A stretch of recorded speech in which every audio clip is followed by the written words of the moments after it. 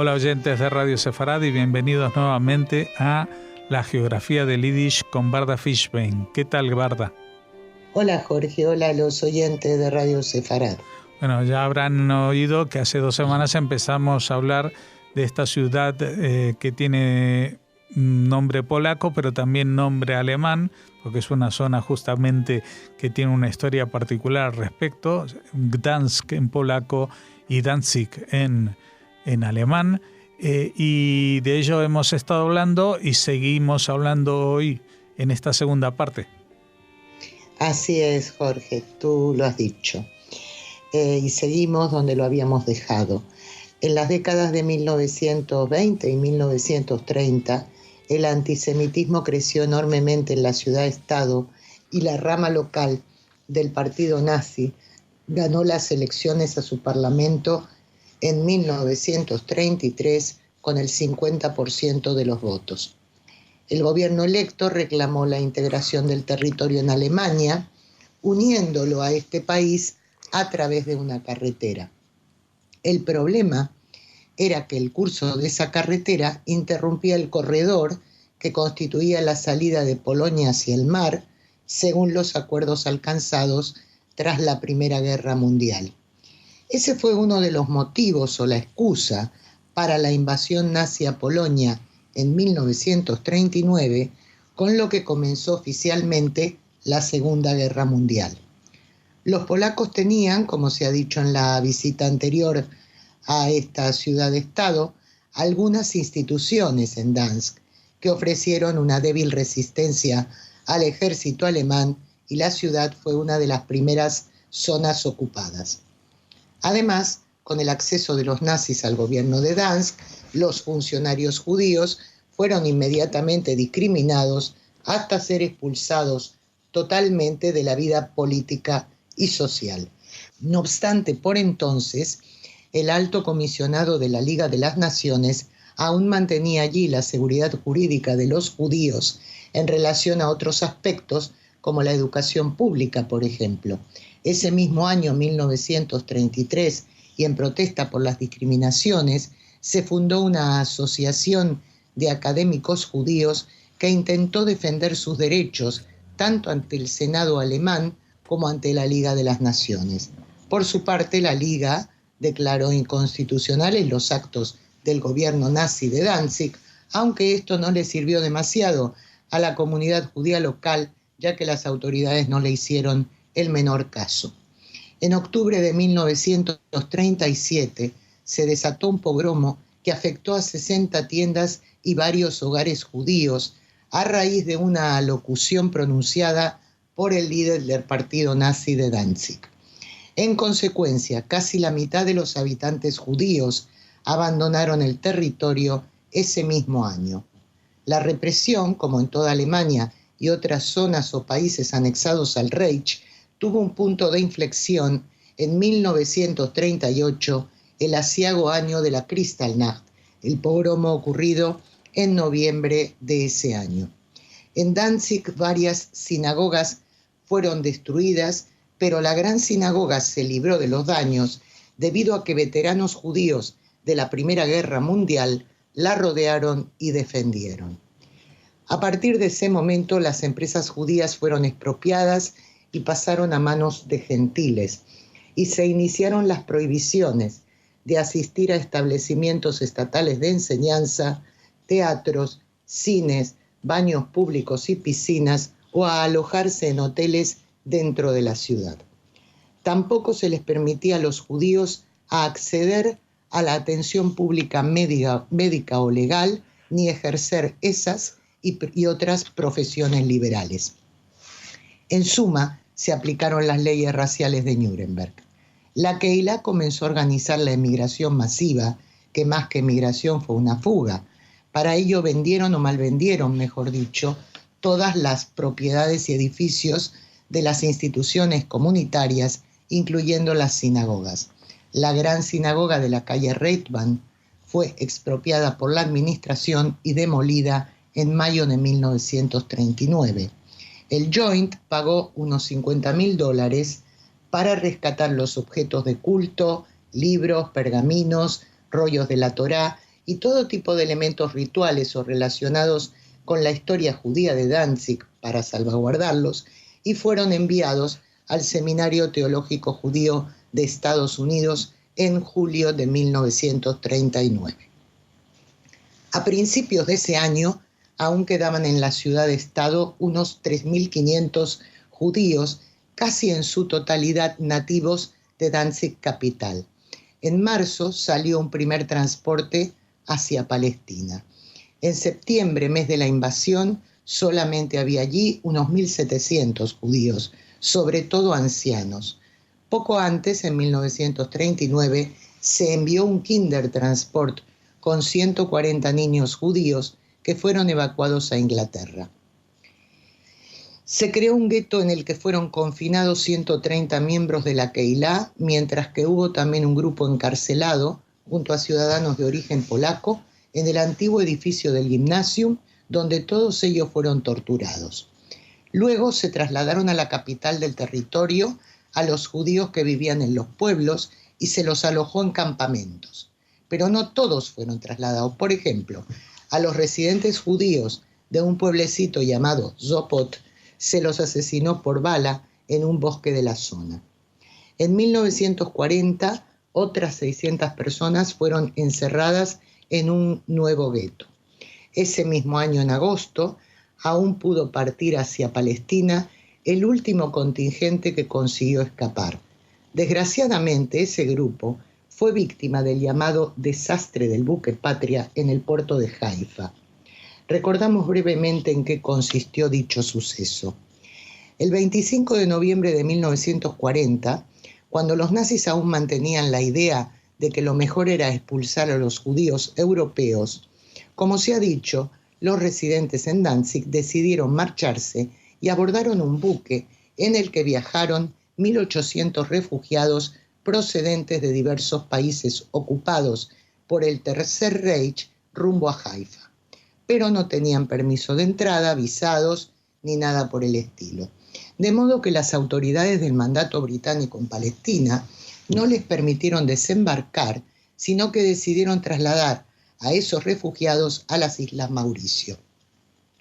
Como era de esperar, las organizaciones sionistas se opusieron a esa decisión.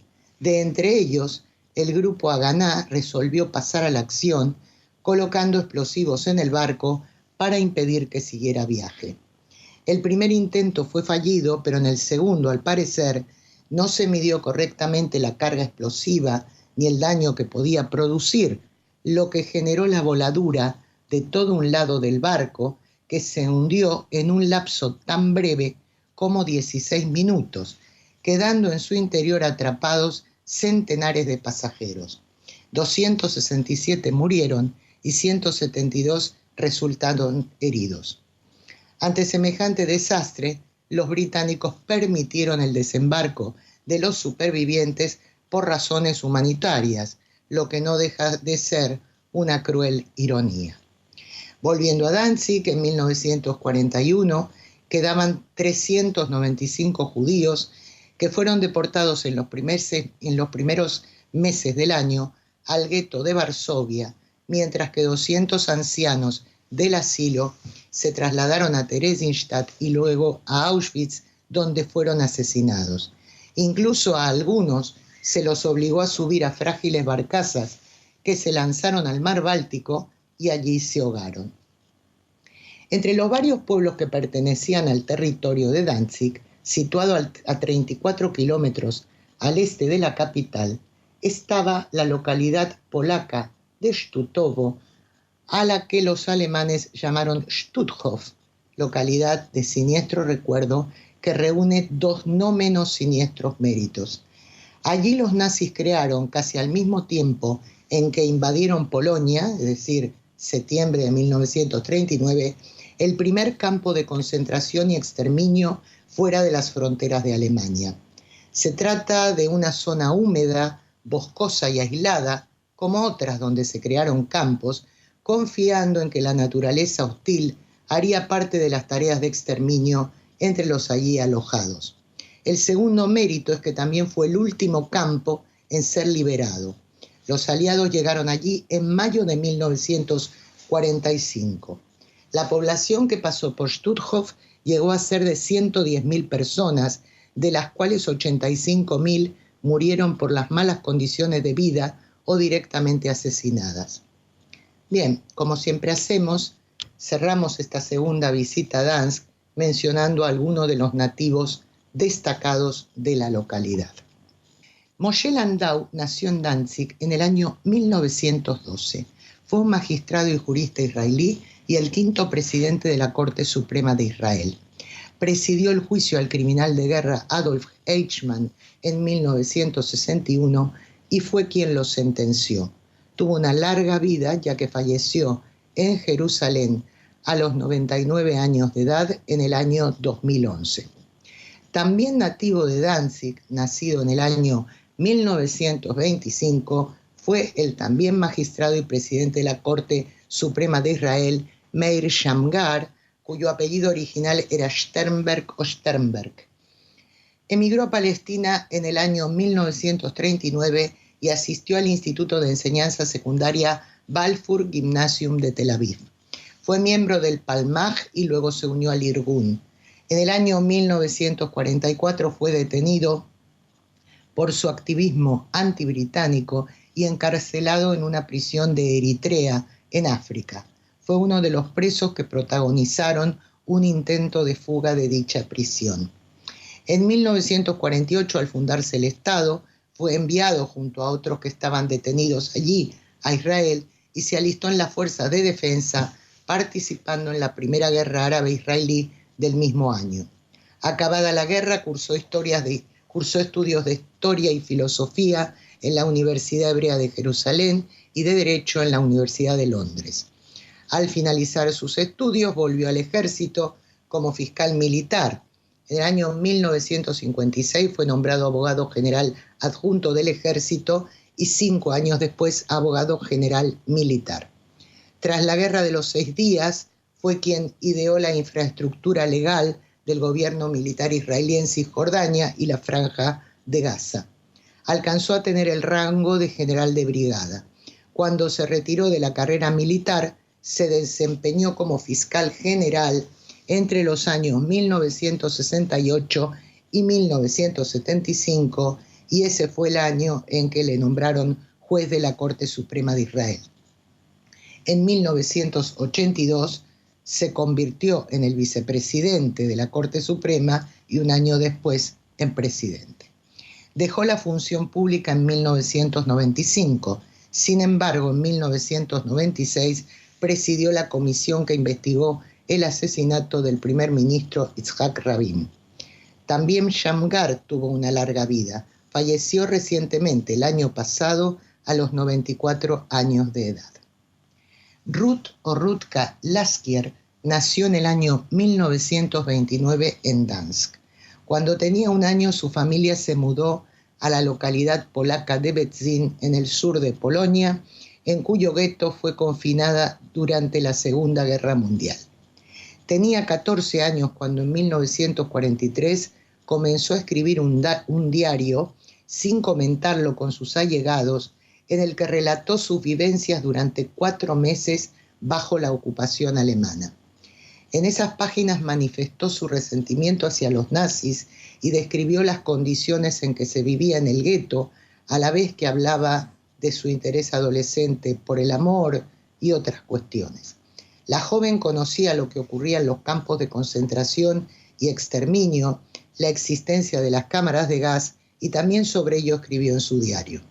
La primera anotación del cuaderno de Rutka es del 19 de enero. No puedo entender que ya es 1943, 4 años desde que comenzó este infierno. Mientras que en una de las últimas entradas consignó: si solo pudiera decir se acabó, solo se muere una vez, pero no puedo, porque a pesar de todas estas atrocidades, quiero vivir y esperar al día siguiente. Rutka estuvo entre los deportados del gueto Auschwitz-Birkenau en agosto de 1943 y se estima que su muerte ocurrió allí al cabo de un mes. Su diario no fue conocido públicamente hasta 2005 y se editó en polaco 1 año después.